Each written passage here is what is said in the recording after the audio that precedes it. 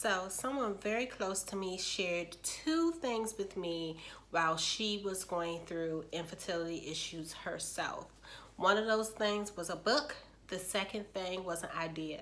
And I'm going to share both of those things with you guys right now. So the first thing my friend shared to me while she was on her infertility journey was a book. It's called Your Pregnancy Devotional. It is full of, I believe, 280 prayer and inspirations on each page. This is how it looked. If I can find the link, I'll link it in the description box. But I read this I read one page every day during my injections, and I will say that it did help me get through the day. I wish I would have continued sticking to reading them daily. So now that I'm starting my infertility journey and my IVF journey and my IUI journey and all of this stuff, my goal is to read one page a day for myself. That's that. The other thing she passed down to me was the idea of buying yourself a hope present. Infertility can be very difficult. Going through the IVF process can be hard as hell. Going through IUIs can be ridiculous.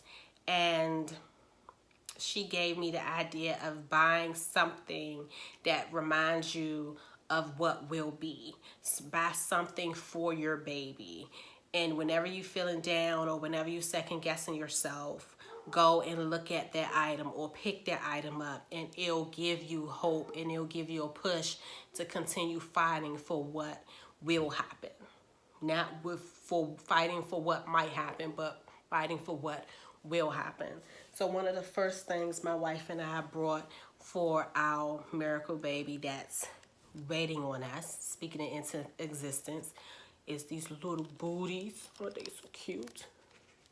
Got them from Target. I don't care what time of year it is that we have our baby. He or she is coming home in these booties.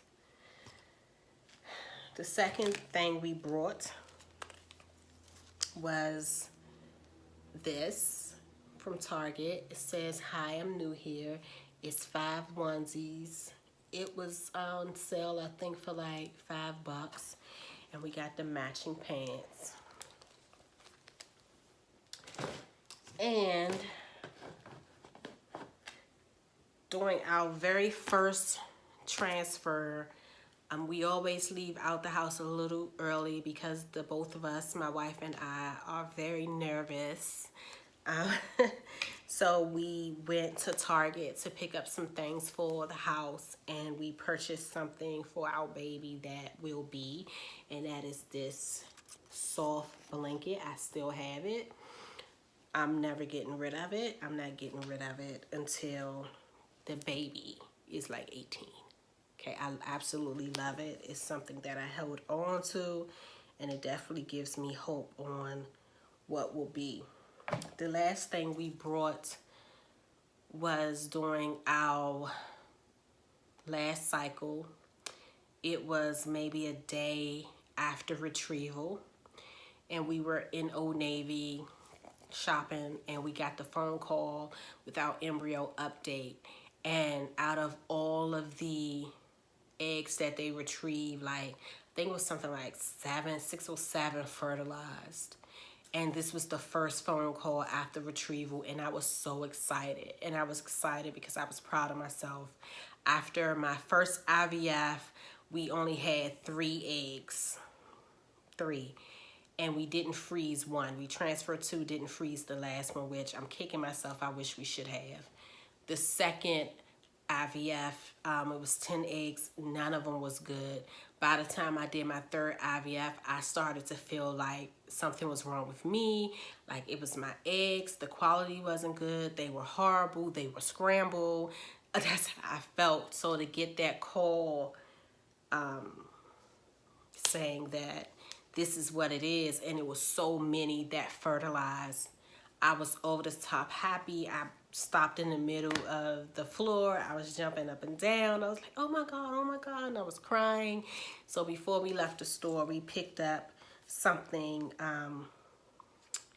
for baby Teller. That's what we call our baby that will be baby Teller. And it says, I'm here for snuggles and I can't wait to snuggle. Those are the items that we brought as our hope gifts.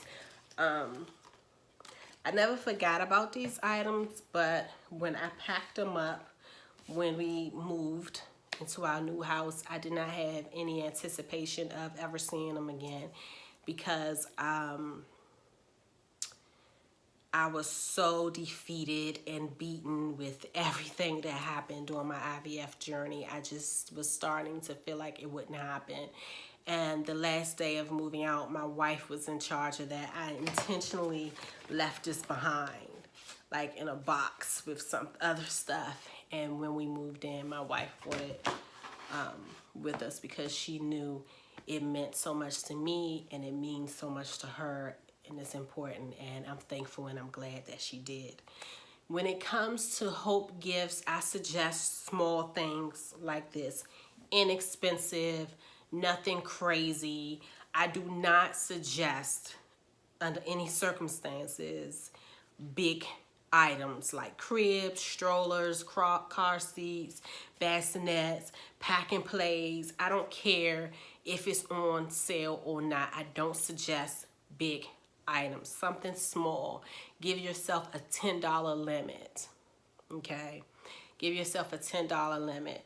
And I say that because although we are hoping for the best, although we are speaking our children into existence, although we are prayerfully hopeful that everything is going to go well, we still have to be realistic and be mindful that there always is a possibility, even if it's a small possibility, that things might not work out that way. So what you don't want to do is create a huge nursery and then you don't get your positive. You have to ask yourself, are you going to be okay with walking past this nursery every day knowing that the baby isn't here yet?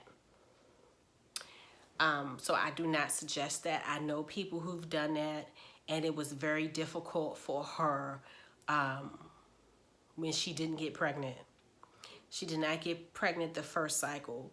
But she had the nursery completely done. So even if it was twins, all she had to do was buy one more crib. When I say it was completely done, it was completely done. It was painted. It was hangers in the closet. It was a crib. They had rocking chair, a rug. It was done. And she was so confident that it was going to work because she felt all these symptoms during her first IVF, not really acknowledging that those symptoms can come from the medication. And when the test came back negative, she was devastated, and she had to walk past that room every day until she finally got a positive, and it was difficult for her. And her next cycle, she did get pregnant, but she miscarried, and then she got pregnant with her third cycle, and now she has a beautiful little girl. So I do not suggest doing the whole room, and she did it because that was her hope present to herself. I don't suggest anyone ever doing that. If you have any ideas or any questions regarding hope gifts or faith gifts, comment below. I love being interactive with you guys, and I'll talk to you guys soon.